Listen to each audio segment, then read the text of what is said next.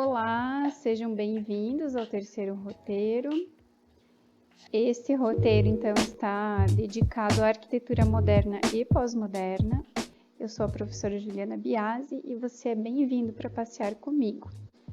Primeiramente, antes de irmos passear, vamos entender um pouquinho mais sobre o contexto histórico dessa época.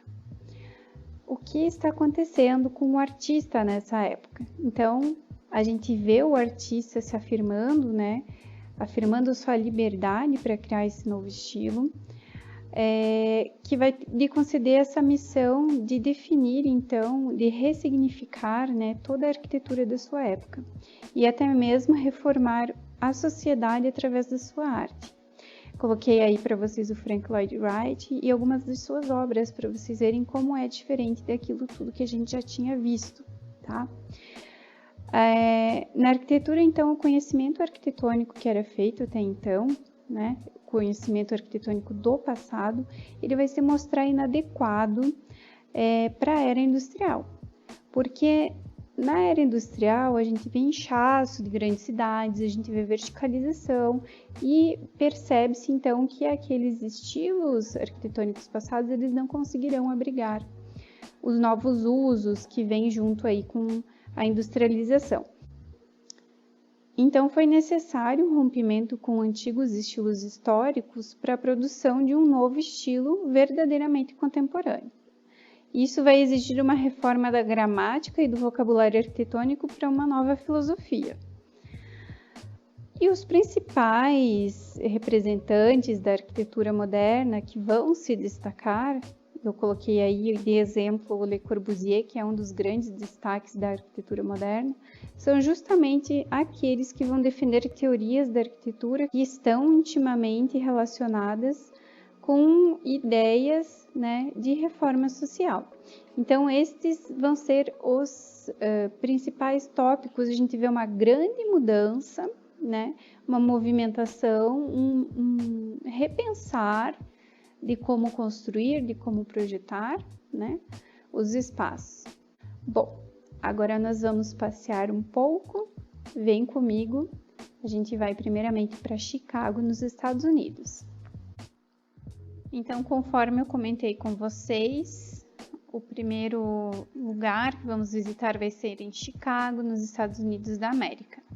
É onde o modernismo surgiu, tá? Com a obra do Louis Sullivan, que é aí o Sullivan Center, feito para Carson Price Scott and Company, durante os anos de 1899 a 1904. Né? Então, é um arranha-céu feito por uma loja de departamentos.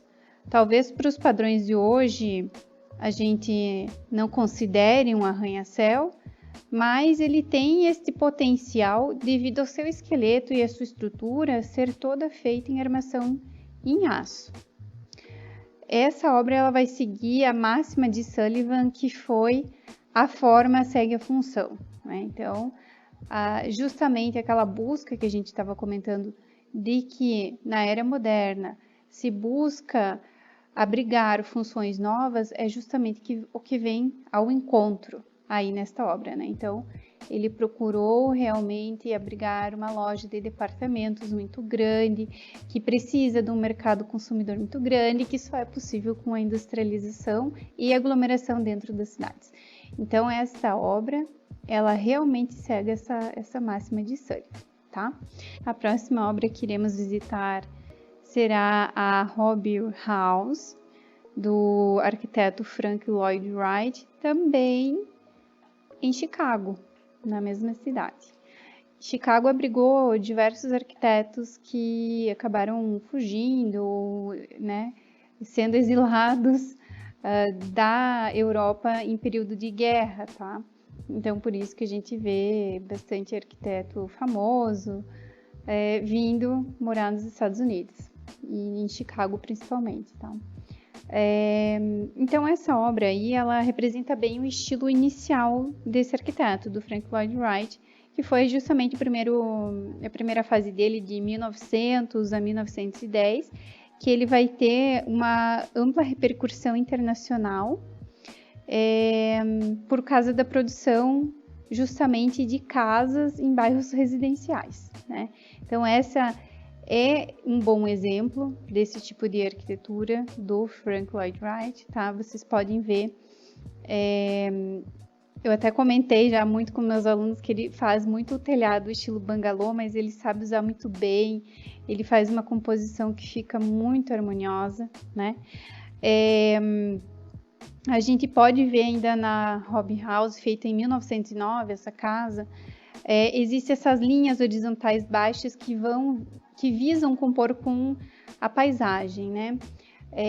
Se a gente olhar para a lateral, é um bairro residencial, as edificações elas serão baixas, né? Então existe essa linha horizontal que já é uma tendência por causa da altura das edificações, e ele enfatiza ainda mais isso na sua obra, tá? Em sua composição, o Wright ainda projetou vários elementos retangulares, né? De contornos nítidos, agrupamentos em torno de um núcleo central. Então a gente vê um núcleo central através do qual se estendem todas as outras composições, né? Então, deste núcleo central que se distribui a residência, né? Alguns blocos são fechados, outros são abertos, tá? A gente começa a perceber que existem partes abertas, tem partes fechadas, outras abertas aqui, estão vendo? Então, a gente vê essa composição dos cheios e dos vazios que esse arquiteto faz, tá? Bom, agora nós vamos para Dessau, na Alemanha, ver a Bauhaus, que é a famosa escola de design, certo? Está aí a Bauhaus. A gente vê os traços bem limpos, retos, desprovidos de ornamentação, né? E é um conjunto, então, de edifícios que forma aí um campus de uma escola. Então, essa obra é do arquiteto alemão Walter Gropius, tá? O edifício mais notável é este daqui, tá? Que é o bloco comercial da Bauhaus. E ele trata-se, então, de uma caixa de 4 andares. O grande diferencial dele é que as paredes, elas são contínuas em vidro. Então, isso é uma novidade para a época, né? Ter a parede contínua desta maneira não era possível em épocas anteriores, né? Isso só foi possível por causa da introdução da armação de aço estrutural, né? Então, é o grande diferencial dessa obra. Muito bem. Ao mesmo tempo que nós tínhamos aí a Bauhaus, que era uma escola que abrangia diversas artes, né? Na França, o representante mais importante do estilo internacional da década de 1920 foi Le Corbusier, que construiu só casas particulares. E nós vamos visitar a mais famosa delas, a Vila Savoy. Então, a Vila Savoy, ela fica em Poissy. Tá aí ela, dá para ver. Ela é bem diferente, ela tem partes escultóricas em cima, ao mesmo tempo que ela tem esse corpo mais prismático, né? Ela é uma obra muito interessante. Então, ela parece uma caixa quadrada que está sentado sobre os pilotis aqui, né? Então, a gente vê realmente uma caixa e esse assentamento sobre os pilotis dessa caixa. Esses pilotis, eles fazem parte da estrutura e reaparecem para dividir as janelas em fita, que a gente vê aqui em cima, né? Ela reaparecendo, né? Deixa eu aproximar aqui para vocês. Então, a gente vê aqui o piloti e aqui realmente as divisões que reaparecem por conta dessa parte estrutural, né? A gente vê também as janelas em fita correndo todos, né, os lados aqui dessa edificação, ao longo de cada lado dessas fachadas. E dentro dessa caixa, a gente percebe também que existem espaços vazios. Vocês estão vendo aqui? Então, esses espaços vazios fazem com que existam ambientes para se habitar, tanto internos, né, lá dentro, protegido das intempéries, quanto externo. Então, é possível fazer essa convivência de maneira diferente com a edificação. Vocês notem também que aqui é deixado aberto, né, esses vãos. Lá em cima também tem vãos que são deixados abertos, que normalmente são o que a gente chama de quadro vivo, que isso vários arquitetos modernistas também adotam, tá? Inclusive aqui no Brasil a gente tem alguns que adotam, que faz com que você tenha um quadro de alguma paisagem ou algum ponto interessante de vista e que aquilo, conforme vá sendo alterado durante as estações, você consiga ter um quadro diferente a cada dia, a cada estação, bem notada a diferença, né? Então, esses são os objetivos também, né? Dessas aberturas que vocês estão vendo aí. O que a gente nota também é que esses espaços fechados da casa se diferenciam, né? Se separam dessa parte aberta da casa por grandes paredes de vidro. Que, lembrando, só foi possível agora com o sistema estrutural, né? Aí no caso de concreto armado.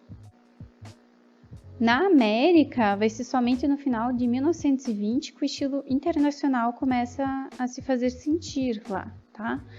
Alguns anos depois, né, os melhores arquitetos alemães, incluindo Walter Gropius e o Mies van der Rohe, que é quem a gente vai ver agora, eles imigraram para os Estados Unidos, pois os seus trabalhos eles foram considerados não alemães pelo regime nazista de Hitler, né?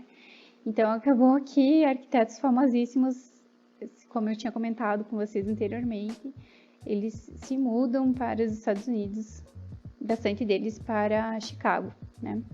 Mas a obra que a gente vai ver agora do Mies van der Rohe é o Seagram Building, que é isso que vocês estão enxergando aí, né, em Nova York, essa obra dele. Quem já viu algo sobre Mies van der Rohe sabe que ele preza sempre por linhas muito puras, desprovimento de elementos escultóricos, é muito diferente do que a gente estava olhando agora no Le Corbusier. Le Corbusier a gente ainda vê alguns elementos escultóricos mesmo que desprovidos daquela ornamentação, mas existem uns elementos escultóricos feitos com concreto armado em cima, coroando a Vila Savoie. E aqui no Seagram Building a gente vê realmente uma edificação mais lisa, mais pura, né? Esse arquiteto, o Mies van der Rohe, é um arquiteto alemão, então, né? E ele também trabalhou na Bauhaus, tá? Ele foi aí o sucessor de Gropius depois que o regime nazista tomou o poder, né? Nomeou ele diretor da escola Bauhaus. Mas ele também acabou sendo perseguido pelo regime nazista e teve que se exilar nos Estados Unidos. Bom, vamos falar um pouco da criação desse edifício por Ludwig Mies van der Rohe. Então, tá aqui o Seagram Building, a gente vê que ele é bem purista, bem liso. E o que acontecia na época? Na época que em Nova York já existiam legislações para zoneamento e ocupação de solo. Então, para que pudesse então, as ruas terem ventilação, acesso à insolação, os edifícios eram como esse aqui, ó, construído escalonado, né? Então, existia essa legislação que já previa o escalonamento para que pudesse, então, ter maior ventilação e insolação. Porém, Mies van der Rohe, como é um arquiteto modernista, purista, ele quer uma obra mais lisa, a gente vê que ele deixa um grande espaço, estão vendo? Isso para que o edifício dele ficasse realmente com uma forma mais pura e seguisse o estilo internacional, né? É interessante ainda falar que esse edifício, embora ele tenha a forma muito pura, o que, de modo geral, Mies van der Rohe tem nas suas obras é o uso sempre de materiais muito requintados. Vamos ver esta obra ao nível do observador. Então a gente vê um edifício com bastante utilização de vidro na sua fachada, né?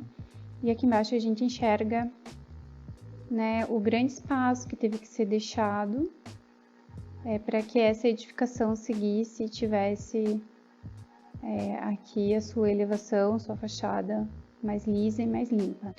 Em seguida nós vamos retornar à França para ver novamente uma obra do Le Corbusier. Nós iremos ver a igreja de Notre-Dame du Haut, em Ronchamp, que tem efeitos bem esculturais, como vocês podem ver. Não é nada parecido com o que a gente tinha visto até agora, né, da arquitetura moderna. E muitos historiadores consideram essa obra aí como um divisor de águas, né, para a vinda aí do pós-modernismo. Então, ele é o edifício mais revolucionário da metade do século XX, porque ele vai completamente contra as formas mais puras, né? A gente vê que ela ainda não tem tanta ornamentação quanto a gente via nas obras passadas, mas a gente vê que ela tem, sim, todo o efeito escultural que Le Corbusier já tinha, porque se a gente vê, né, a Casa Savoie, que foi feita de 1929 a 1930, a gente vê que ela tem já um coroamento mais escultural, né? A gente percebe isso em cima da casa. E aqui ele já extrapola isso, né? Porque ele faz realmente esse coroamento do edifício como se fosse um grande chapéu, né, para essa igreja. E contando que é uma igreja, é completamente diferente de qualquer igreja que já tinha sido vista durante a história, né? Então, é algo muito impactante, né? Muito revolucionário mesmo. Então, essa igreja ela tem um projeto tão irracional que ela desafia a análise, né?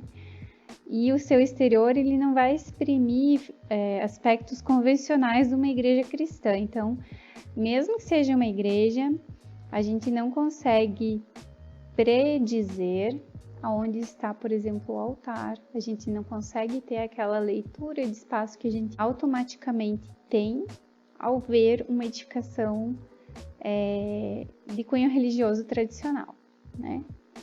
Então, agora eu vou mostrar mais duas obras pós-modernistas para vocês, né? Já que aí foi o divisor de águas. Eu vou mostrar na França também o Centro Georges Pompidou, né? Georges Pompidou foi presidente da França, né?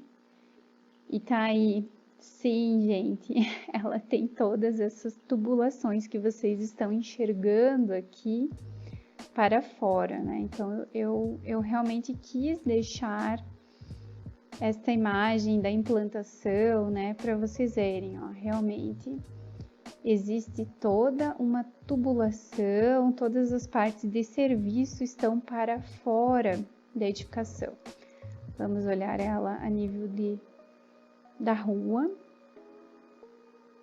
da calçada, tá aí, né? Então, a gente vê as partes de circulação, todas as partes de elevadores, todas colocadas para fora do edifício, o que normalmente seria abrigado dentro. Então, o Centro Pompidou, ele foi projetado pelos arquitetos, o arquiteto italiano Renzo Piano e o arquiteto britânico Richard Rogers, tá?